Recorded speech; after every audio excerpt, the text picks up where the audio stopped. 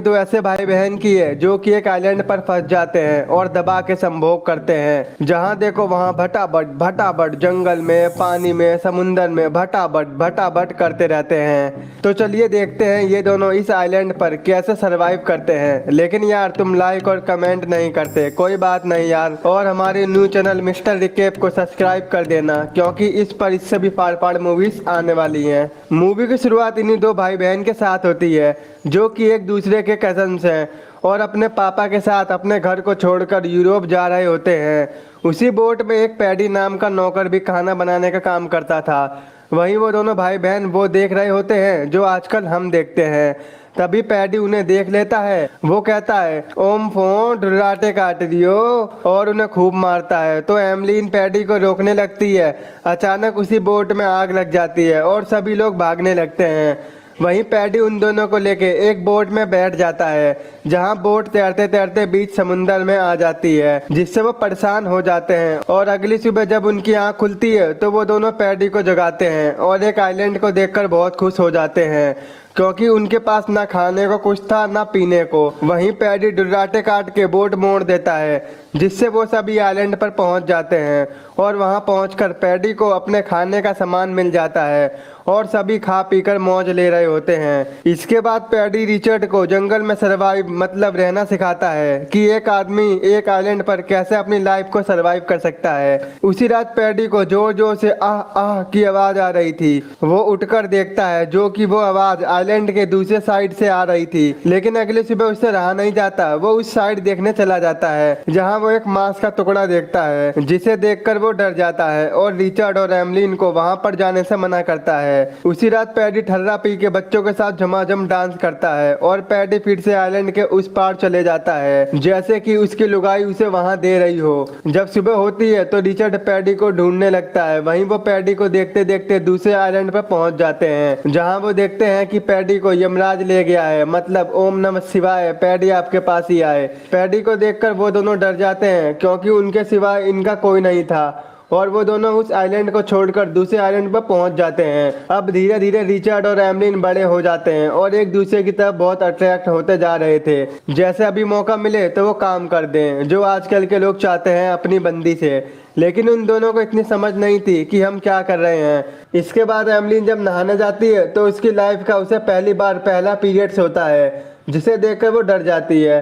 वो रिचर्ड को आवाज देने लगती है, लेकिन एमलीन को फील होता है कि ये ब्लड उस वजह से आ रहा है और वो रिचर्ड को वहां से जाने को कहती है। उसके बाद रिचर्ड एमलीन से पूछता है वो ब्लड कहाँ से आया था, कोई चोट तो नहीं लगी ना तुमको?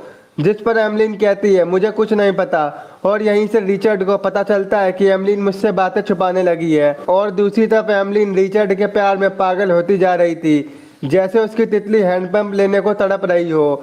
वहीं रिचर्ड की एक आदत बन चुकी थी, जब भी एमलीन नहाने जाती थी तो वो उसको छुप छुप के देखता था और रात में वो डिनर करके बहुत मस्ती करते थे। अगली सुबह एमलीन जंगल में घूम रही होती है तो उसे एक भयानक सी आवाज आती है, जिसे सुनते सुनते वो एक भयानक सी मूर्ति के पास पहुंच जाती है, जिसमें से ब्लड निकलता है। ये देखकर एमलीन डरकर वहां से भाग जाती है और रिचर्ड को सब कुछ बताती है, जिसे सुनकर वो बहुत गुस्सा होता है और कहता है कि अगर अब की बार तुम कहीं गई तो तुम्हारी टांगे तोड़ दूंगा। उसी रात एमलीन को एक सपना आता है जिसमें रिचर्ड समुद्र में डूब रहा होता है और अचानक से उसकी आंख खुल जाती है। रिचर्ड को सामने देखकर एमलीन के प्यार में 500 घोड़ियों का प्यार आ जाता है। वहीं रिचर्ड भी अपने औजार को काबू में नहीं कर पाता और उसे किस करने वाला होता है, लेकिन एमलीन उसे दूर करके सुला देती है, सो जा मुन्ना सो जा। लेकिन जब काम इच्छा की शक्ति जागती है ना तो बंदा बावला हो जाता है। रिचर्ड रात में फिर से एमलीन के पास जाता है, तभी एमलीन जाग जाती है और वो उसे भगा देती है, जहाँ उन दोनों को कुछ पता नहीं होता कि आखिर हम कर क्या रहे हैं। अगली सुबह रिचर्ड जंगल में घूमने जाता है तो एमलीन कहती है कहाँ चला बे? तो रिचर्ड मन में सोचता है तुझे क्यों बताऊं, तू तो देगी नहीं।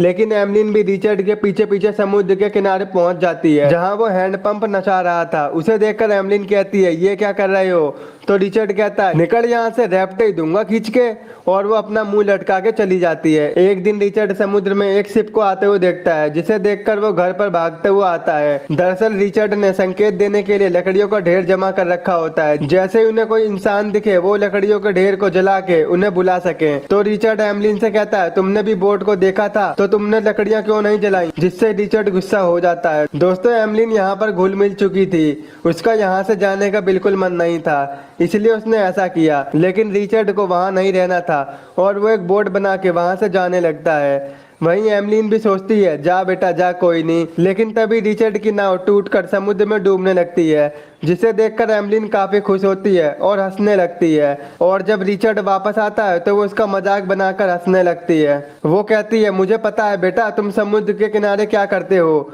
तो रिचर्ड कहता है तेरी आह भी निकलवा दूंगा, तेरी चीखें भी निकलवा दूंगा, तुम ये गलत काम करती हो मुझे देखकर। तो एमलिन कहती है तुम भी तो मुझे नहाते हुए देखते हो, मुझे सब पता है बेटा। वहीं एमलिन रिचर्ड के सर पर नारियल फेंक के मार देती है, जिससे वो बेहोश हो जाता है। और जब वो उसे देखती है तो रिचर्ड उसे एक चांटा मारता है, चल झोपड़ी की। वहीं रिचर्ड एमलिन के सारे कपड़े फेंक देता है। वो कहता है ये मेरा घर है, तू निकल यहाँ से, जिसकी वजह से एमलिन को एक गुफा में रहना पड़ता है। अगले दिन एमलिन उसी भयानक सी मूर्ति को फूल चढ़ाने जाती है, क्योंकि वो उसे अपना गॉड मानती थी। और घर आते टाइम उसका पैर एक जहरीली मछली पर पड़ जाता है, जिससे वो काफी ज्यादा बीमार हो जाती है। जब रिचर्ड को एमलिन नहीं दिखती है तो वो उसके पास जाता है। वो एमलिन से पूछता है क्या हुआ, तो एमलिन कहती है कल घर आते टाइम मेरा पैर एक जहरीली मछली पर पड़ गया था, जिससे मुझे फीवर हो गया है। एमलिन को इस हाल में देखकर रिचर्ड को बहुत बुरा लगता है। वहीं एमलिन रिचर्ड से कहती है तुम मुझे उसी भयानक मूर्ति के पास ले चलो, वो मुझे ठीक कर देगी। उसकी बात मानकर रिचर्ड एमलिन को वहीं ले जाता है। थोड़ी देर वहीं आराम करने से एमलिन ठीक हो जाती है,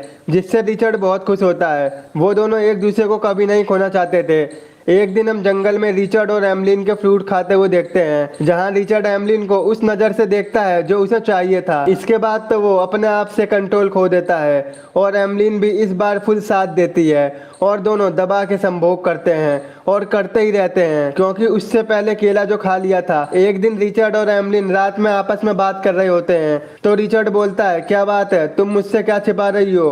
तो एमलिन कहती है कुछ नहीं। तो रिचर्ड कहता है बेटा मैं देख रहा हूँ तू मुझसे बातें छुपाने लगी है। तो एमलिन कहती है यार मेरे पेट में बहुत दर्द और हलचल सी हो रही है। लेकिन रिचर्ड को भी इस बारे में कुछ पता नहीं होता। मैं बताता हूँ बेटा, दबा के केले खाओ, जोर से टपकाओ और 9 महीने की सजा पाओ। कुछ महीने बाद हम देखते हैं कि एमलिन का पेट और भी ज्यादा बढ़ गया है। वहीं रिचर्ड जंगल में घूमने जाता है तो उसे वहां अपने जैसे आदिवासी दिखाई देते हैं, जो एक इंसान की बलि चढ़ा रहे होते हैं। और वो डरकर वहां से भागकर जब घर आता है तो वो एमलिन को एक बेबी के साथ देखता है। दरअसल एमलिन अब माँ बन गई थी। वहीं उसका बच्चा बहुत रोता है, तो उन्हें लगता है कि इसको भूख लगी है और वो दोनों उसे फल खिलाने लगते हैं। लेकिन भला वो बच्चा फल कैसे खाए, उसे तो मम्मी का मिल्क चाहिए। तभी एमलिन उसको गोद में ले लेती है और वो बच्चा एमलिन का मिल्क पीने लगता है। वहीं रिचर्ड एमलिन को आइलैंड के दूसरी तरफ जाने से सख्त मना करता है और अब ये दोनों अपनी लाइफ में काफी खुश थे। एक दिन रिचर्ड के पापा शिप लेके वहीं से जा रहे होते हैं और अपनी दूरबीन से वो रिचर्ड को देखता है, जिसे लगता है कि ये कोई आदिवासी है, और वो अपनी बोट को मोड़कर चले जाते हैं। वहीं रिचर्ड और एमलिन ने भी उस बोट को देखा था, लेकिन अब उसका मन वापस जाने से बदल चुका था। इसके बाद रिचर्ड और एमलिन पुराने आइलैंड पर जाते हैं, जहां वो स्टार्टिंग में आए थे, और अपनी पुरानी यादों को याद करते हैं। वहीं उन दोनों का बेबी अब बड़ा हो चुका था। वो एक जहरीली बेर को तोड़कर बोट में डाल देता है और वहां से घर जाते टाइम रिचर्ड का बच्चा नाव की पतवार को नीचे समुद्र में गिरा देता है। एमलिन उसे उठाने की बहुत कोशिश करती है, लेकिन कोई फायदा नहीं होता। जब रिचर्ड उस पतवार को लेने जाता है तभी उसके पीछे एक शार्क पड़ जाती है, जिसे बचाने के चक्कर में एमलिन नाव की दूसरी पतवार को भी शार्क पर फेंक देती है और रिचर्ड बोट में आ जाता है। लेकिन उनके पास अब कोई रास्ता नहीं था कि वो तीनों समुद्र से कैसे बाहर निकले। तभी रिचर्ड के बेबी को भूख लगती है और वो वही बेर खा लेता है, जिसे देखकर एमलिन काफी डर जाती है। लेकिन अब क्या था, ये देखकर वो दोनों डिसाइड करते हैं हम भी ये बेर खा लेंगे। लेकिन वो देखते हैं कि इस बच्चे पर बेर का असर नहीं हुआ, वो तो बस सो रहा था। वहीं रिचर्ड के पापा बीच समुंदर में रिचर्ड की नाव देख लेते हैं और वो लोग वहां पहुंचकर उन सभी को बचा लेते हैं। यही मूवी का एंड हो जाता है दोस्तों।